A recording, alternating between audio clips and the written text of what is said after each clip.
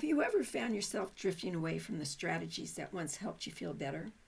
Maybe life got busy, work deadlines piled up, or family needs took center stage. If you're nodding right now, you're not alone. Today, we're exploring 3 interesting journeys of people who found their way back to their comfort building practices after life threw them some curves. Before we dive in, if you find value evidence-based strategies for persistent pain, please like and subscribe. I maintain this channel to provide free, research-backed approaches to lessen the financial burden often experienced in the pain recovery process.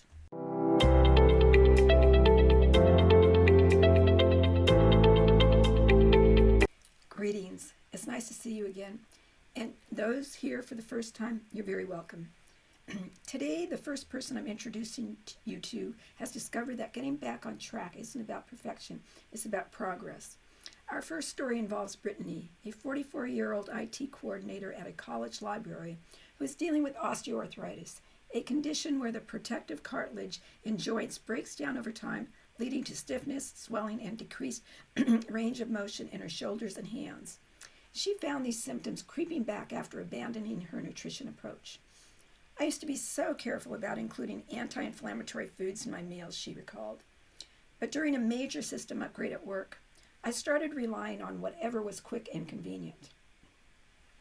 The turning point came during a family dinner when her 8-year-old daughter asked why she wasn't eating her colorful vegetables anymore. That innocent question really hit home, Brittany shared. I realized I'd stopped taking care of myself while taking care of everything else. Instead of beating herself up, Brittany started small.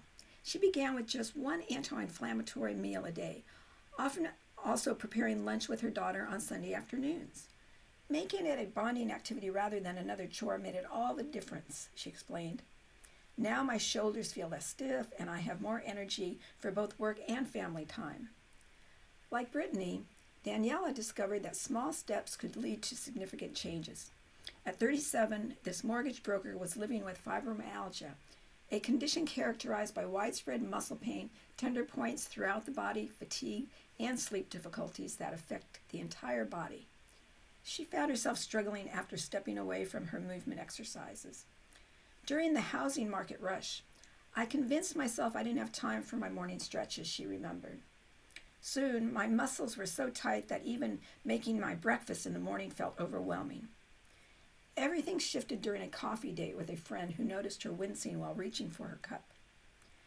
My friend suggested we take our chat on a gentle walk instead, Daniela shared. That simple switch reminded me how movement could be woven into my daily activities. Daniela began incorporating micro movements into her workday, gentle shoulder rolls during phone calls, desk stretches between the clients, and short walks during lunch. I stopped waiting for the perfect time to exercise and started finding moments throughout the day, she explained. My body feels more flexible now, and I'm handling work stress much better. Josh's journey resonated with the same theme of finding realistic ways back to helpful practices. At 47, the CPA had developed costochondritis, an inflammation of the cartilage that connects the ribs to the breastbone, causing sharp chest pain that feels that it's mimicking a cardiac symptoms that happened after bypass surgery, and initially he found relief through stress management activities. However, as tax season approached, these practices fell away. I told myself I'd get back to my mindfulness exercises after the busy season, he recalled, but the chest discomfort kept getting worse. A conversation with a friend during a community potluck changed his perspective. He shared that he had learned that taking breaks actually made him more productive, Josh recalled. That helped me see that taking care of myself wasn't selfish, it was necessary. Josh began with just 3 deep breaths before opening each new client file. It seemed too simple at first, he explained, but those small moments of mindfulness added up. Now I'm back to my longer morning practice and my chest feels more comfortable throughout the day. What's fascinating about stories like Josh's, Daniela's, and Brittany's is how they align perfectly with what science tells us about neuroplasticity, our brain's remarkable ability to rewire itself through lifestyle changes. Brain imaging has revealed that each time we practice comfort-building activities like mindful movement, nutrition, eating, and stress management, we strengthen these beneficial neural pathways. This means previous habits aren't lost when life interrupts our routine. They're still there waiting to be reactivated.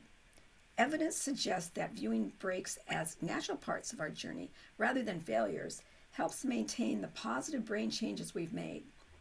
We've learned that small, consistent actions can be more effective than sporadic, intense efforts in creating lasting transformation in both brain and body. If you've found your comfort building practices have lapsed, remember that compassion works better than criticism. Consider what worked well before and adapt it to your current situation. Maybe that means breaking your previous routine into smaller pieces, like Brittany did with her meal prep, or weaving it into existing activities, like Daniela's walking meetings. Think about linking your practice to something you already do consistently.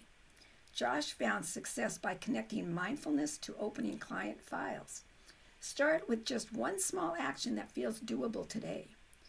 Remember how good it felt when these practices were part of your routine, and let that memory guide you rather than push you. Getting back on track isn't about picking up exactly where you left off. It's about finding new ways to incorporate what worked before into your life today. Your journey is unique, and every small step forward counts. So it's bye for now, and I'm wishing you a comfortable week.